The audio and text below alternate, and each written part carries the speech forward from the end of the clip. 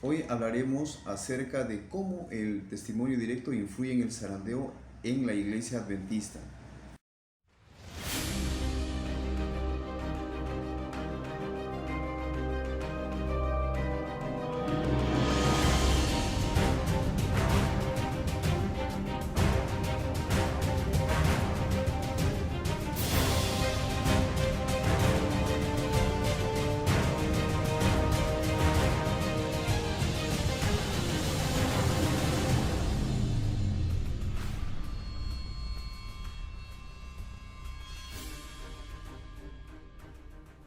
Podemos citar Éxodo capítulo 19, versículo 10 y 11.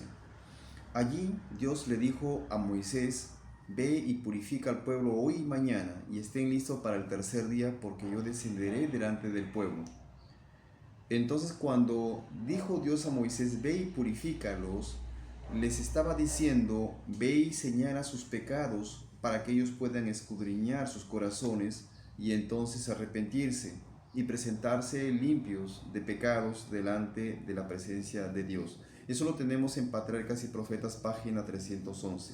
El Señor dijo a Moisés: Ve al pueblo y santifícalos hoy y mañana, y laven sus vestidos, y estén apercibidos para el día tercero, porque al tercer día Jehová descenderá sobre el monte de Sinaí. Durante esos días, todos debían dedicar su tiempo a prepararse solemnemente para aparecer ante Dios. Sus personas y sus ropas debían estar libres de toda impureza. Y cuando Moisés les señalara sus pecados, ellos debían humillarse, ayunar y orar, para que sus corazones pudieran ser limpiados de iniquidad. Así que esta idea de purificar al pueblo, de señalarle sus pecados y que cada individuo pudiera escudriñar sus corazones, esa es la idea que se da dentro de la función de los testimonios dentro de la iglesia adventista, de cómo es que se produce el zarandeo. Les explico. El testigo fiel, que lo vemos en Apocalipsis capítulo 3, versículo 14, dando el mensaje a la Odisea, da sus consejos y reprensiones.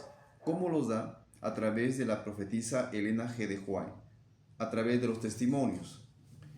Y mucho depende de que cada individuo tome los consejos o las reprensiones, o otros los rechazan para que finalmente queden zarandeados. Así que iremos al comienzo, de esta manera. En el libro de Consejo para la Iglesia dice: a medida que se acerca el fin y se extiende la obra de dar la última advertencia al mundo, se hacen más importantes que quienes aceptan la verdad presente comprendan claramente la naturaleza y la influencia de los testimonios. O sea, a nosotros nos incumbe investigar cuál es la naturaleza y la influencia de esos testimonios, cómo influyen los testimonios. ¿Por qué? Porque eso es lo que va a producir en nosotros la edificación del carácter y por lo tanto también el zarandeo. Que Dios, dice, en su providencia ha vinculado con la obra del mensaje del tercer ángel desde su mismo origen. Entonces, desde el comienzo, Dios vincula los testimonios, desde el comienzo del mensaje del tercer ángel, y nos lleva hacia la parte final, hacia el momento en cuando el carácter tiene que ser ampliamente desarrollado en su perfección. En el año 1844, Elena G. de White tuvo su primera visión. En el año 1850, ella escribió testimonios personales a individuos de la iglesia, y en el año 1851, Dios le ordenó que esos testimonios personales sean advertencias generales para toda la iglesia. En el año 1856, ella dio una declaración en Spiritual Gift, en el tomo 2 lo tenemos, en la página 222, diciendo de que poco después de aceptar la perspectiva de que el testimonio de la iglesia de la Odisea se aplicaba a esta época, eso quiere decir que ella llegó a darse cuenta de que el testigo fiel hablaba a través de ella y era para la iglesia de la Odisea. En el año 1871 nos dio el mensaje de cómo es que debemos tomar esos testimonios. Ahí dice lo siguiente: en una visión que me fue dada como hace 20 años, me fue ordenado que presentara principios generales al hablar y escribir, y que al mismo tiempo especificara los peligros, errores y pecados de algunas personas, para que todos pudiesen ser amonestados, reprendidos y aconsejados. vi que todos deben escudriñar su corazón y su vida detenidamente para ver si no han cometido los mismos errores por los cuales otros fueron corregidos. Se dan cuenta de que la manera de tomar los testimonios aquí es escudriñando su corazón para ver si realmente no hemos cometido los mismos pecados que otras personas han cometido. Pues esta es la manera de cómo se debe tomar los testimonios. Si uno revisa lo que se encuentra en Spiritual Gift, en el tomo 2, ahí nos muestra que en el año 1857 Dios dio a conocer este mensaje. Dice allí, en la página 223, he visto que el propósito del mensaje no era llevar a un hermano a juzgar a su hermano, sino que cada individuo examinara su propio corazón y se centrara en su propia obra individual. Y dice en el siguiente párrafo, el corazón debe ser purificado de los pecados que por tanto tiempo han excluido a Jesús. Ese temible mensaje surtirá efecto. Cuando se presentó por primera vez se indujo a un profundo examen de corazón. ¿Y ahora qué pasó? Si ese es el efecto que debe producir los testimonios, conducir a un examen profundo del corazón y hacerlo de manera individual, entonces, ¿qué sucedió con el pueblo de Dios? Miren lo que dice en el siguiente párrafo. Casi todos creían que este mensaje culminaría con el fuerte pregón del tercer ángel, porque ese es el propósito de los testimonios, llevarlos hasta el fuerte pregón. Pero como no vieron la poderosa obra realizada en poco tiempo, muchos perdieron el efecto del mensaje. ¿Cuál es el efecto del mensaje? Ya lo hemos leído antes, es escudriñar su corazón para ver si realmente esos consejos se aplican a nuestra vida. Su propósito era despertar al pueblo de Dios, descubrirle sus apostasías e inducirlos a un arrepentimiento celoso, para que fueran favorecidos con la presencia de Jesús y preparados para el fuerte pregón del tercer ángel. O sea, la idea acá es que Jesús al final entre en nuestra vida de una manera plena. Pero no solamente es consejos y reprensiones, sino que también hay pruebas. En la página 224 sigue diciendo, vi que Dios probaría a su pueblo. Jesús los soporta con paciencia y no los expulsa en su boca en un instante. Dijo el ángel, Dios está pesando a su pueblo. Y si el mensaje hubiera sido tan breve como muchos suponíamos, no habría habido tiempo para que el pueblo de Dios desarrollara su carácter. Dios guía a su pueblo paso a paso, lo lleva a diferentes puntos calculados para manifestar lo que hay en su corazón. Algunos perseveran en un punto, pero decaen en el siguiente. En cada paso que avanza el corazón es probado y se profundiza un poco más. Si quienes profesan ser hijos de Dios encuentran que sus corazones se oponen a la obra recta de Dios, esto debería convencerlos de que tienen una obra que hacer para vencer o ser vomitados de la boca del Señor.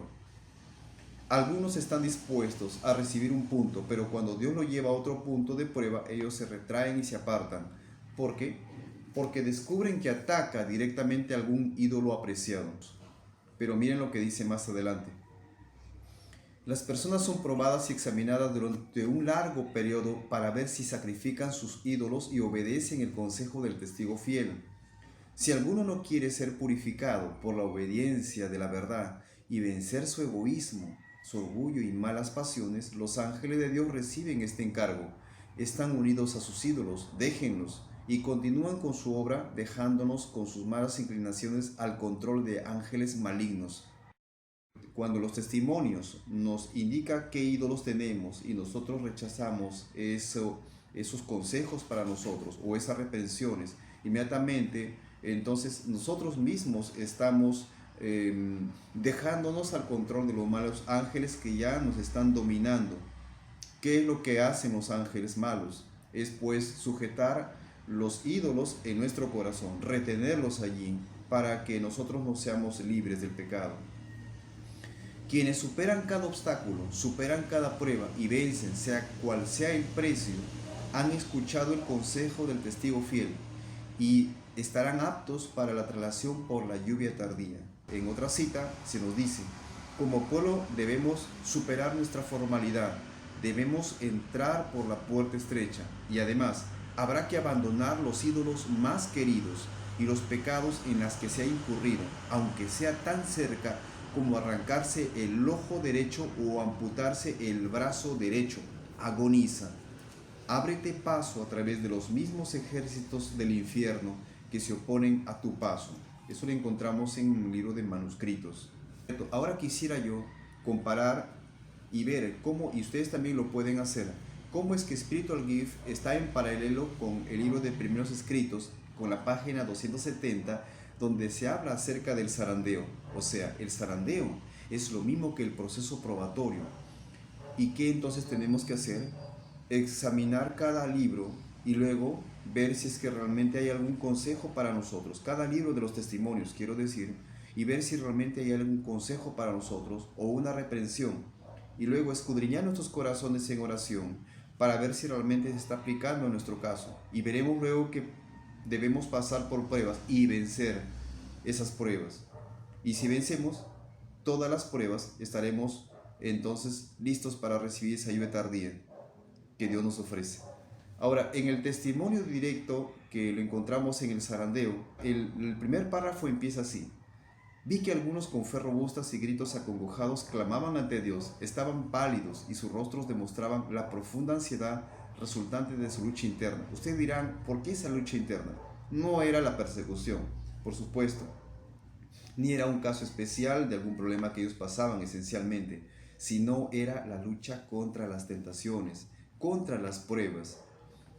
Y su única salvaguardia consistía en mantener los ojos alzados al cielo, porque los ángeles de Dios estaban encargados del pueblo escogido.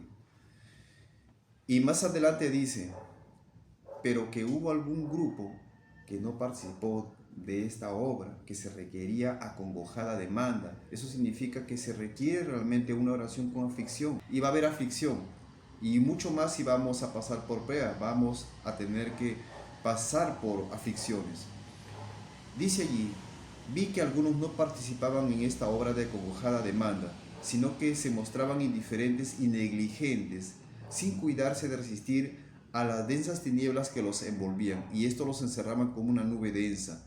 Los ángeles de Dios se apartaron de ellos y acudieron en auxilio de los que anhelosamente oraban. Pero nada hicieron sus ángeles, por quienes no procuraban ayudarse a sí mismos, y los perdí de vista. Según lo que dice la cita acá, es que ellos quedaron en oscuridad, encerrados, envueltos dentro de una densa oscuridad de tinieblas. Y entonces había ángeles que fueron en auxilio, que se separaron de aquellos que fueron indiferentes a esta obra que requería aflicción, y se fueron en ayuda a aquellos que estaban orando con todas sus fuerzas, afligiendo su alma para poder liberarse de las ataduras de estos ángeles malignos y también de estos ídolos.